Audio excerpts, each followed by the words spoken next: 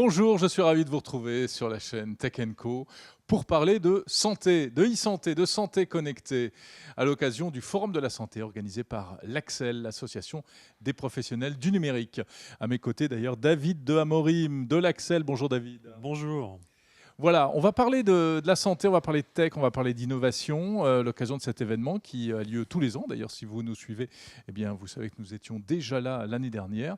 Mais on s'aperçoit aujourd'hui, David, que la tech, c'est bien, il y en a beaucoup, mais parfois on est un peu perdu. Et le constat que l'on fait, c'est qu'il faut remettre de l'humain dans la tech. Alors, il y a beaucoup de possibilités entre les prises de rendez-vous, les téléconsultations, les objets connectés, etc. La santé, c'est considérablement numérisé, c'est vrai, mais ce n'est pas toujours simple. Il y a la fracture numérique, ce qu'on appelle l'électronisme, 17% de la population qui a du mal à accéder aux outils numériques. C'est de tout cela dont nous allons parler avec nos invités que je vous présente tout de suite.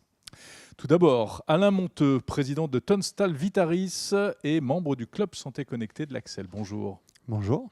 Merci d'être là. À vos côtés, Carla Gomez, directrice du marché santé de DocaPost. Bonjour. DocaPost, la filiale numérique de la Poste. Exactement. C'est bien ça.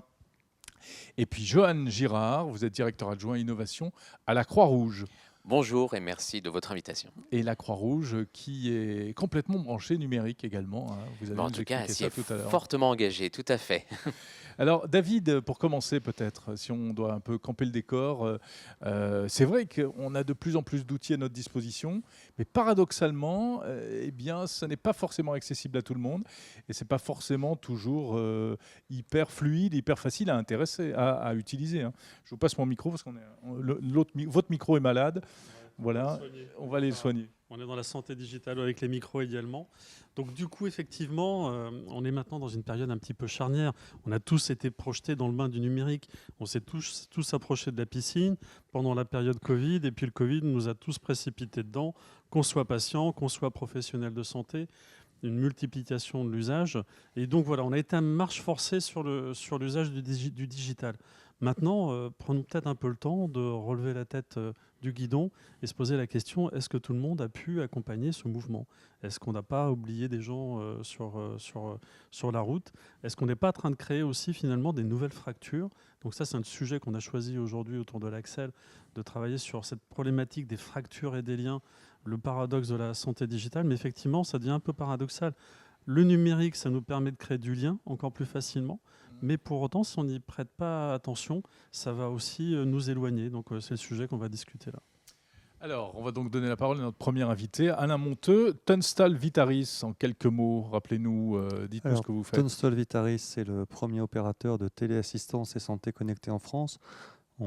Aujourd'hui, plus de 200 000 bénéficiaires utilisent tous les jours nos services, que ce soit le petit bouton d'appel qui permet d'alerter en cas d'urgence ou simplement d'avoir quelqu'un au bout du fil 24 heures sur 24 pour parler, échanger ou juste rire, mais aussi en cas de malaise, à des outils connectés de santé, à des outils connectés, des capteurs qui vont pouvoir analyser des situations, prévoir des cassures, à des outils de domotique, à des outils de lien social, et à chaque fois des solutions humaines et technologiques.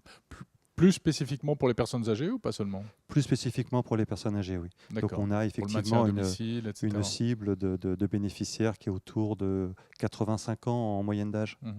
Alors un petit bouton, c'est facile à utiliser, mais parfois les dispositifs sont un peu plus élaborés. Comment est-ce que vous faites pour eh bien justement que tout le monde puisse se les approprier? Alors c'est pour ça que nous, une de nos forces, c'est qu'on a vraiment des personnes qui vont au domicile pour installer les outils, les devices qu'on met, non pas spécifiquement pour l'aspect technique, parce que ce n'est pas ça le sujet, mais c'est vraiment pour accompagner les personnes, pour qu'elles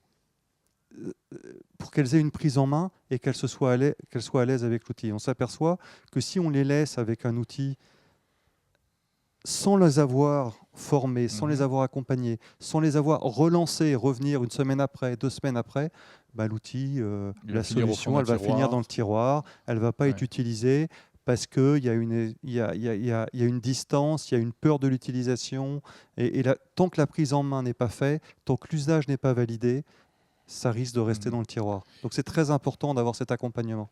Et puis ce qui est très important également, c'est ce qu'il y a au bout du bouton, c'est-à-dire des gens en fait. Exactement. Et on s'aperçoit que mettre des solutions domotiques, mettre des solutions de santé. Nous, notre force, c'est qu'on est joignable 24 heures sur 24. Vous avez un doute sur l'outil, vous ne savez pas l'utiliser, vous voulez un conseil, vous nous appelez. Et on l'a bien vu pendant, vous parliez de la période de confinement et l'accélération des outils, on avait des personnes qui étaient isolées, qui étaient un peu paniquées, et on a vraiment eu un rôle de réduction de cette fracture digitale pour des personnes âgées qui étaient un peu éloignées et il y avait beaucoup de solutions, beaucoup de services qui se mettaient sur le net, mais elles n'y avaient pas accès. Donc nous, on fait cette intermédiation en fait pour des personnes âgées entre le domicile et des services numériques. David, est-ce qu'on peut dire aujourd'hui qu'une partie du public reste encore à l'écart de tout ça, finalement, faute à cause d'accès difficile, etc. Clairement, on a un public qui reste encore à l'écart. Il y a beaucoup de choses qui sont faites pour les réintégrer. On l'a vu avec les EHPAD. Beaucoup d'EHPAD ont été équipés avec des tablettes. On le voit aussi, par exemple, avec toutes les personnes qui sont isolées dans la rue, qui sont sans domicile. De plus en plus, on va les aider à s'équiper parce que sinon, ils restent complètement à côté d'une capacité d'intégration dans la société. Donc oui, effectivement, cette période a aussi mis en exergue l'importance d'être équipé parce que si on ne l'est pas, on est de plus en plus mis à l'écart de tous ces services qui deviennent maintenant centraux. Comment est-ce que je peux prendre un rendez-vous avec un médecin si je n'ai pas accès maintenant aux plateformes digitales? Ça devient un vrai problème. Et on est dans cette difficulté de prévoir des solutions à la fois pour des plus jeunes qui arrivent et qui ont l'habitude d'avoir un smartphone, qui ont l'habitude du numérique, parce qu'ils ont travaillé avec le numérique, et des personnes plus âgées qui n'ont jamais travaillé avec le numérique, qui en sont complètement éloignées.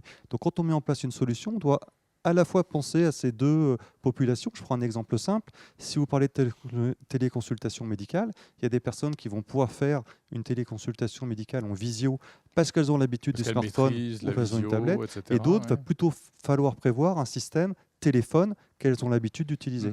Alors, il y a l'outil également qui est plus ou moins bien fait. C'est vrai qu'on dit souvent, on considère que si une personne n'arrive pas à se servir d'un outil, c'est qu'elle est nulle. Moi, j'aurais tendance à dire que souvent, c'est parce que l'outil est nul, en fait. Alors, moi qui suis très attentif à ces facilités d'utilisation, je ne peux que vous dire oui. Oui. Donc, il est important. Prenez l'exemple d'une tablette. Une tablette pour des 85 ans, des 75 ans ou des 60 ans. Ce n'est pas la même tablette, ce n'est pas la même organisation, ce n'est pas la même facilité. Par exemple, pour des 85 ans, vous allez devoir faire attention à l'appui du doigt sur la tablette n'est pas la même et va être moins précis. Donc, vous voyez, c'est des choses comme ça qu'il va falloir prendre en compte. À vos côtés, Carla Gomez. Alors, j'allais dire bonjour, non, on s'est déjà salué. Donc, je rappelle que vous êtes directrice du marché santé de DocaPost, filiale numérique de La Poste. Vous êtes, alors La Poste, traditionnellement très en contact avec vraiment toute la population, toutes les couches de la population. Comment est-ce que vous abordez, vous aussi, cette difficulté parfois d'accès à la santé du fait d'une espèce de barrière numérique ? Alors effectivement, DocaPost et d'une manière générale, on accompagne la transformation numérique des entreprises et des institutions pour leur permettre d'aller vers ces innovations et vers cette transformation, et notamment en santé. Où nous, on travaille essentiellement auprès des établissements, des institutions, des parcours, pour leur permettre d'aller également vers du numérique, mais du numérique qui ait du sens. Parce qu'effectivement, la technologie pour la technologie...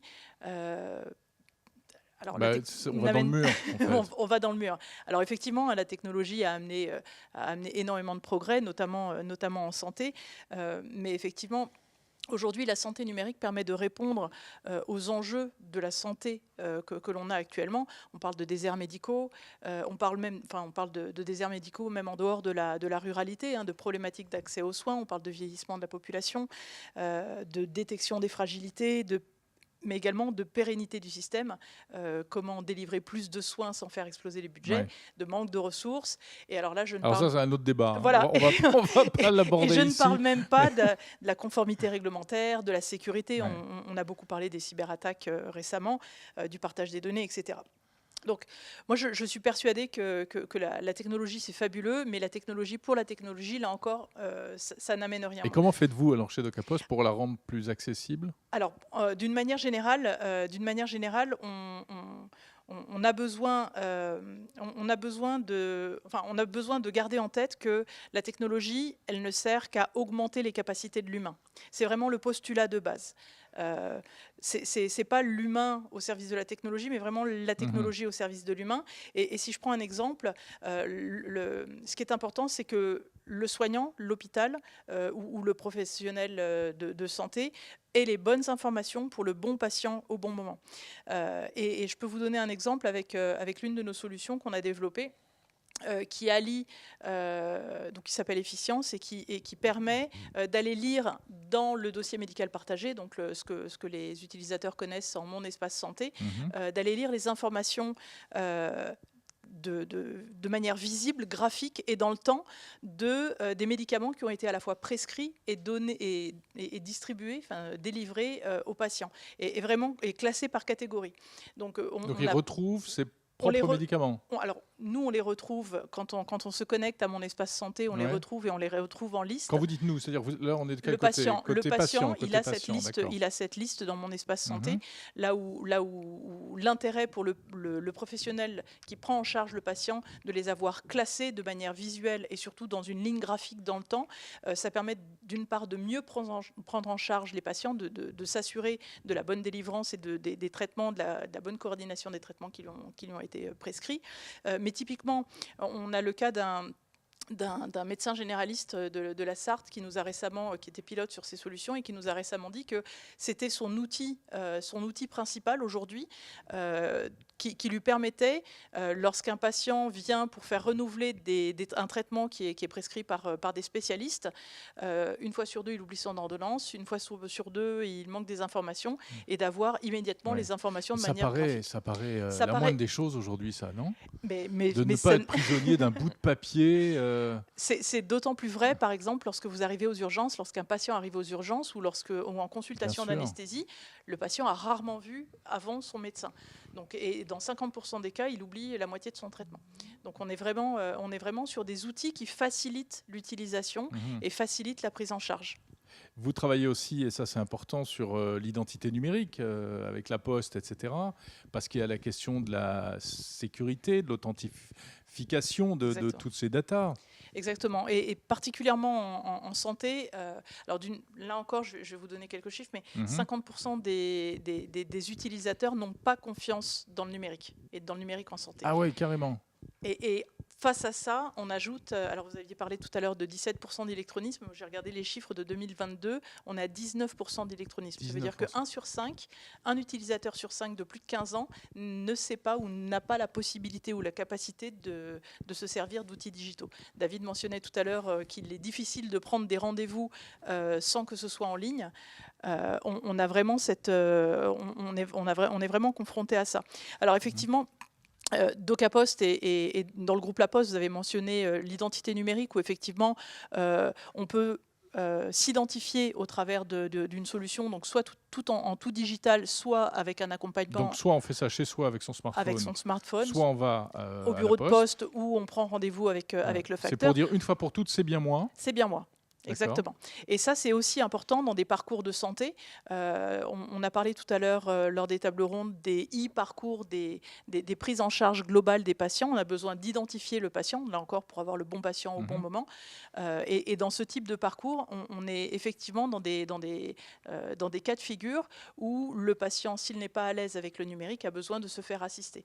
On l'a développé également avec nos solutions de consentement que l'on a co-construit avec les équipes du CHRU de Lille. Et lorsque l'on déploie des projets ou qu'on développe des solutions, et c'est aussi, on est très attentif à ce que le numérique n'amène pas de la complexité, on fait intervenir des équipes d'expérience patient, user experience, qui vont dans les services, qui vont au contact des associations de patients, qui montent des ateliers avec les utilisateurs pour s'assurer que c'est simple, de l'usabilité de la solution. Oui. C'est particulièrement important. Que ce soit pas juste un truc d'ingénieur. C'est pas un truc d'ingénieur et c'est pas la tech qui reste dans le tiroir parce qu'elle n'est pas utilisée ou elle n'est pas utilisable correctement. Oui. Alain Monteux, vous vouliez ajouter Non, le chiffre de 17% d'électronisme sur les plus de 15 ans, si vous prenez sur les plus de 75 ans, vous dépassez les 50%, donc dépasse c'est largement. encore plus Ouais, bien important. sûr. Tout à fait. Et c'est fou. On va donner la parole dans un instant à Joanne Girard de la Croix-Rouge, mais juste avant, David de Amorim, enfin, c'est hallucinant, 19% d'électronie, 50% de méfiance à l'égard du numérique en santé. Il y a encore un énorme chemin à parcourir. Oui, mais c'est un peu culturel aussi. Il faut imaginer qu'en France, on est très attaché à nos libertés individuelles. Donc voilà, il y a un contre-coup par rapport à ça. Enfin, on est très attaché et donc on a moins de données dans le cloud qu'en Chine ou ailleurs. Donc il faut augmenter le standard de confiance pour que les gens soient prêts à partager leurs données. Et puis après, il y a ce sujet d'accessibilité aux outils numériques. Un sujet qui commence à se développer, que je trouve très intéressant, c'est le fait d'avoir par exemple des téléconsultations assistées. Une infirmière qui peut se déplacer au domicile, par exemple, pour aider une personne qui n'est pas à l'aise avec ces solutions digitales pour organiser une téléconsultation. C'est utile parce que pour le coup, on réouvre le champ à toutes les personnes qui ne sont pas dans cette sphère digitale, tout simplement. On s'aperçoit quand même, on a beau avoir toutes les applis qu'on veut, on aime bien parler à quelqu'un, hein, Exactement. bien souvent, pour régler toutes sortes de problèmes. D'ailleurs, c'est pas seulement en santé. Hein. Si je peux me permettre Oui, d'ajouter, Carla Gomez. effectivement, c'est typiquement le sujet lorsque l'on a développé le consentement. Je vous parlais tout à l'heure d'équipes qui vont co-construire et qui vont faire des ateliers. On a fait en sorte, et du coup, les solutions sont nativement soit en autonomie, où le patient est en autonomie avec son consentement ou avec ses documents, soit assisté avec des outils à l'hôpital, une tablette, ou complètement assisté avec une personne qui aide à remplir les formulaires et comprendre ce qu'ils sont en train de consentir. Ouais. Alors, Joanne Girard, je l'ai dit, directeur adjoint innovation à la Croix-Rouge. Car oui, la Croix-Rouge innove, elle est très branchée numérique. Et oui, tout à fait. Alors la Croix-Rouge française, effectivement, connue historiquement depuis 160 ans sur son action, notamment dans le cas de l'urgence, les situations de crise. Mais il me semble important de préciser qu'on a à peu près 600 établissements en exploitation, de la petite enfance jusqu'au grand âge, et la formation aussi initiale des professionnels, puisqu'on forme entre 11 et 12% du personnel soignant en France sur les aides-soignants et infirmiers. Donc vous voyez, on est quand même sur un large spectre et au cœur des territoires. Et évidemment, en tout cas, depuis 5-6 ans, nous sommes grandement engagés sur les dynamiques d'innovation au sens large du terme, et notamment sur la transformation numérique, ce qui a donné lieu notamment à la création de notre accélérateur d'innovation sociale, le 21, directement au campus de la Croix-Rouge française. Vous imaginez bien que l'ensemble des populations que l'on accueille dans notre écosystème, ce sont des personnes souvent en situation de vulnérabilité, de précarité, de fragilité, à différents niveaux, et que l'invitation du numérique en santé, on ne voulait pas rajouter des nouvelles vulnérabilités. Ouais. Comment font ces gens pour prendre un rendez-vous sur une appli de santé ? Eh bien justement, ça a été toute notre préoccupation, et du coup, dans le cadre des actions gouvernementales, notamment avec le programme de France Relance, nous sommes positionnés directement sur les enjeux d'inclusion numérique pour lutter contre cette fracture numérique. Et nous avons déployé donc 80 conseillers numériques sur les territoires. Ces conseillers numériques, pour faire très très simple, ce sont des personnes qui sont formées pour eux-mêmes accompagner différentes populations au cœur des territoires, que ce soit des personnes soignées, des personnes âgées, des aidants, des bénévoles, des salariés eux-mêmes parfois, à tout âge, j'insiste, à tout âge, parce qu'on a de grandes représentations sociales sur le fait que les personnes âgées ne savent pas utiliser le numérique et les jeunes sont en totale maîtrise. La réponse est non. Et parfois, c'est même carrément l'inverse. Parfois, c'est carrément l'inverse. J'ai été encore il y a 2-3 jours à l'animation d'une table ronde sur un rapport qu'on a remis sur la santé mentale et les personnes âgées, où une dame à distance a témoigné de Nissan, voilà, à côté de Béziers, en numéro 92 ans, sur l'usage du numérique, et qu'elle a découvert les tablettes et qu'elle utilise de 21h à minuit à la place de la télé, parce qu'elle y trouve beaucoup plus de sens. Ah ouais. Voilà. Et par contre, on a des jeunes qui savent très bien utiliser Il va falloir Snapchat, la calmer, la Messenger, dame, non exactement, et qui ne savent pas envoyer une pièce jointe à un mail. Ouais. Donc voilà, donc cette notion d'inclusion numérique et notre programme Déclic, qui s'appelle au cœur des territoires, permet d'adapter des accompagnements en fonction de la réalité de chaque parcours. C'est-à-dire, ça peut être allumer un ordinateur jusqu'à effectivement prendre des rendez-vous sur des applications, l'accès aux droits, etc., où il y a une dématérialisation, une digitalisation, notamment du service public d'une certaine manière, de l'accès à la santé, et qui nous semble fondamental de pouvoir réduire ce hiatus d'accès pour éviter de créer des nouvelles vulnérabilités qui seraient dramatiques en termes de santé publique, en termes d'autres activités comme l'accès aux droits notamment.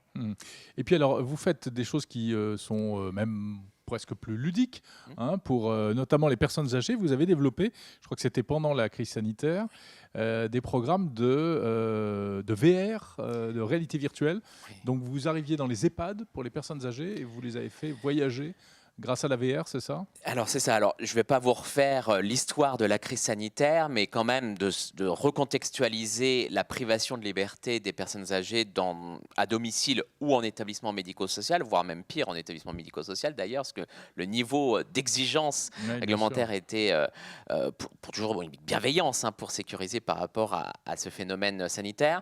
On ne pouvait pas laisser cette situation comme ça, parce que la santé, au sens OMS, elle n'est pas que physique, elle est aussi psychique. Bien sûr.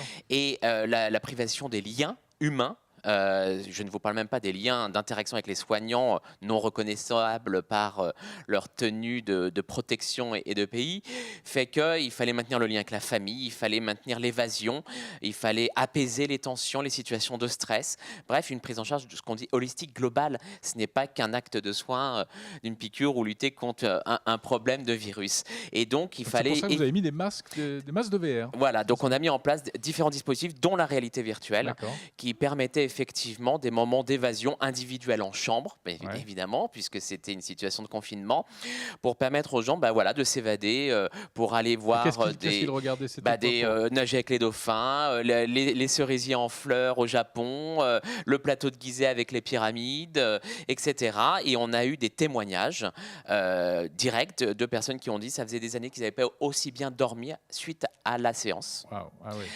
Des personnes qui ont eu une expression émotionnelle de pleurs à la fin par rapport à ce que ça a généré d'un point de vue bien-être, impact sur leur santé mentale d'une certaine manière. Et on ne peut que se réjouir que finalement le numérique, à travers la réalité virtuelle ou d'autres solutions, est venu à la rescousse d'une situation de santé qui pouvait aussi finalement entraîner des situations de dégradation psychologique, voire la mort, parce que dans le secteur de la santé, on connaît très bien le syndrome de désinvestissement lié à une dépression chez le sujet âgé. Voilà. C'est formidable ça, David? Ah oui, clairement, il y a des potentialités avec la VR, avec tout ce qui va être réalité virtuelle. Je peux citer aussi un exemple, l'Institut Raphaël, Maison de l'après-concert. Ils sont en train de tester avec Dassault un casque de réalité virtuelle pour préparer le patient à ce qui va lui arriver. Il faut imaginer que tout ça, c'est très anxiogène. Toutes ces situations de crise qu'on vient de vivre sont très anxiogènes. On enchaîne des problématiques où on est mis tous sous tension, que ça soit avec des outils digitaux qui augmentent finalement notre fatigue parce qu'on est de plus en plus sollicité, et puis du point de vue de la santé. Donc on revient sur cette idée aussi que le digital peut être un outil intéressant à explorer dans le domaine de la santé mentale. On parle beaucoup de la santé physique, et peut-être qu'on a un peu oublié durant la période de pandémie cette dimension, la santé mentale. On l'a oublié ou on l'a un peu découverte aussi, peut-être. On l'a redécouvert. Je me permets, ça l'a mise en lumière et de reconnaître finalement que ces dispositifs et cette action est un acte de soin. Et vous, alors ça c'est on parlait du casque de VR, mais il n'y a pas que ça. Je crois que vous, en préparant cette émission, vous me racontiez que même avec une simple tablette, on pouvait faire des choses formidables. Je pense qu'il n'y a rien de tel qu'un exemple pour matérialiser l'impact. Nous avons une situation dans un établissement du Sud, pareil, imaginez, contexte crise sanitaire, personne en chambre. Il y a des interactions sociales qui se passent en EHPAD, contrairement à ce qu'on pense. Des gens qui créent du lien, il y a de la vie.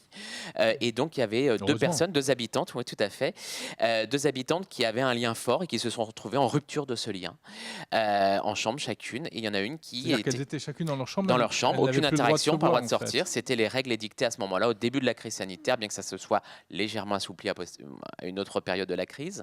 Et une dame, une des deux, a arrêté de manger, a arrêté de s'alimenter. C'est ce qu'on appelle le syndrome de désinvestissement. donc qui pouvait entraîner évidemment la mort. Et du coup, la solution immédiate qui a été trouvée par cet établissement assez engagé sur cette transformation numérique a été de proposer à son amie d'enregistrer une vidéo.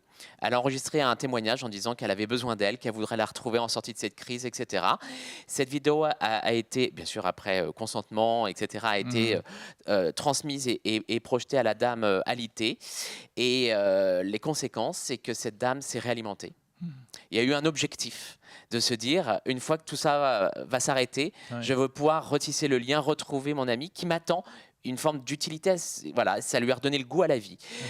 Sur une action simple, un enregistrement vidéo sur une tablette, ça aurait pu être sur un téléphone. On ne parle pas là d'intelligence artificielle, on ne parle pas là de data complexe, on parle d'une action où le numérique est venu au service de l'humain pour éviter une conséquence dramatique. Et voilà, donc et elle-même a enregistré une vidéo en retour dans l'attente de se retrouver. Très, très belle histoire, très émouvante, hein. Ouais, véritablement. Alors, il nous reste 30 secondes pour un petit mot de conclusion, David de Amorim. Toujours plus de numérique et toujours plus d'humains aussi pour accompagner, en fait. Là, maintenant, on arrive à un moment où, clairement, on a suffisamment de retours d'expérience avec ces 2-3 années Covid qui nous ont vraiment mis sous tension, qui nous ont obligés à aller un petit peu au bout de toutes les solutions qu'on peut mettre créatives pour recréer du lien grâce au digital. Et on se rend compte finalement maintenant que le combo qui marche bien, c'est quand même de l'humain et du digital, de l'accompagnement humain, plus ou moins important, bien sûr. Il y a des gens qui vont être très à l'aise avec ces solutions-là. Mais on le voit, il y a des personnes qui vont être totalement dépendantes et sur lesquelles il va falloir mettre en place des dispositifs de suivi et d'accompagnement. Et là, on le voit avec les personnes qui sont représentées dans cette table ronde. Finalement, La Poste va recréer du lien. Tunstall va recréer du lien avec le professionnel de santé. La Croix-Rouge est vraiment dans cette mission. Et finalement, c'est à nous, acteurs de la technologie, maintenant, de réfléchir à comment systématiquement, dans nos solutions, impliquer les patients, les professionnels de santé, en ayant en tête toute cette complexité pour aller vers ce que j'appelle de la simplexité, finalement faire des solutions qu'on oublie au quotidien, mais qui permettent finalement d'avoir une réponse qui soit personnalisée. Et le digital, c'est un bon outil pour personnaliser. La simplexité. Merci beaucoup. Ce sera le mot de la fin. Merci David de Amorim. Merci à vous trois, invités de cette émission. Merci de nous avoir suivis. Donc à l'occasion de ce forum de la santé organisé comme chaque année par l'Axel, une autre émission vous attend sur Tech & Co, consacrée cette fois aux applications et aux objets connectés de santé, et surtout comment s'y retrouver à la fois en tant que médecin et en tant que patient dans cette forêt des objets de santé. Voilà, on se retrouve très vite sur Tech & Co. Salut à tous.